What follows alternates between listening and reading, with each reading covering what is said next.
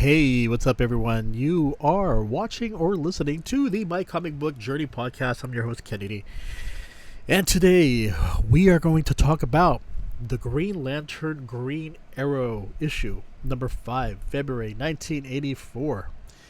So, back in 1971, Denny O'Neil, Neal Adams, and DC Comics shocked the country with issue number 85 of the Green Arrow Green Lantern. Of Green Lantern Volume 2, but started to incorporate Green Arrow, starting with issue 76, by the way. Just a side note, so that's the title change. The comics showcased Speedy, Green Arrow's ward, admitting that he was addicted to heroin, as Denny O'Neil did the early 80s by giving us an alcoholic Tony Stark for the Invincible Iron Man. The impact of having a comic book hero shooting up heroin was something unseen, and it was DC Comics taking on the scourge of narcotics infesting the streets of America. While he never owned issues 85-86, but owned issues in the 90s of Green Lantern, Green Arrow, in 1983, DC Comics released a reprint in prestige format of Green Lantern, Green Arrow, featuring 2 issues and featuring new covers and coloring by Neal Adams. Only 7 issues were released in 1983 through 1984, but it gave comics fans a chance to experience the popular team-up from the 70s more than a decade later. Green Lantern Green Arrow issue number 5 features issues 84-85, so this is actually one of those reprints. So, with issue 84, Hal Jordan is in love with Carol Ferris, and she has a doctor's appointment at Piper's Dell.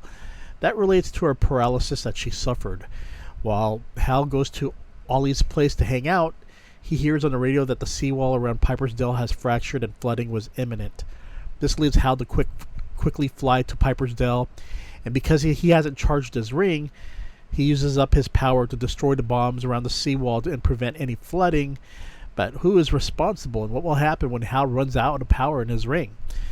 Now, the issue I want to discuss, and that is mostly issue 85. This deals with the controversial topic of Speedy on heroin. The issue begins with Ollie walking home and is about to be mugged by delinquents. Ollie pretty much kicks their butt, but one of them grabs a crossbow and shoots Ollie in the shoulder. Down in the ground and desperately trying to get help, everyone avoids them, including the police, who thinks he's some kind of drunken man. Ollie manages to walk to a hospital and collapses. When he wakes up after surgery, Ollie asks to see his arrow and is shocked because it's an arrow that is used by his ward, Roy Harper, aka Speedy. So Ollie has his friend Hal Jordan come by, and they talk about how these thugs had his weapons, and they wonder if Speedy has been kidnapped. Unfortunately, as Ollie can use only one arm, with Green Lantern's assistance, they go to find the thugs and find one of them nearby. The young man is going through withdrawals and begging for narcotics from drug pusher Bowden. As Green Arrow and Green Lantern head to Bowden's apartment, Bowden hits Green Arrow in the wounded arm and putting him through intense pain, while Green Lantern stops Bowden, taking the man to jail, and the thug is experiencing withdrawal symptoms to the hospital. Meanwhile, 2 other thugs, they are hanging out at Chinatown, and Green Lantern and Green Arrow instantly show up. They are shocked to see Speedy there, but they think he's doing undercover work to bust a drug ring. As Green Lantern and Green Arrow, along with Speedy and the 2 thugs, go to the area of the drug pushers, as the heroes try to have a discussion with the drug pushers, one of the thugs knocks Hal Jordan out with a wrench, and Green Arrow, who can't fight well with one arm, is beaten, and both heroes are knocked unconscious. The drug pushers then take a needle and inject drugs into their veins, as the drug pushers call the police to get the 2 heroes arrested for drugs. Speedy fortunately helps Hal fight his drug-induced demon and gets him to escape. While Green Arrow and Green Lantern, along with Speedy, talk, they don't understand why anyone would want to take drugs, and Speedy tries to explain to them how a guy can, and he's using himself as an example.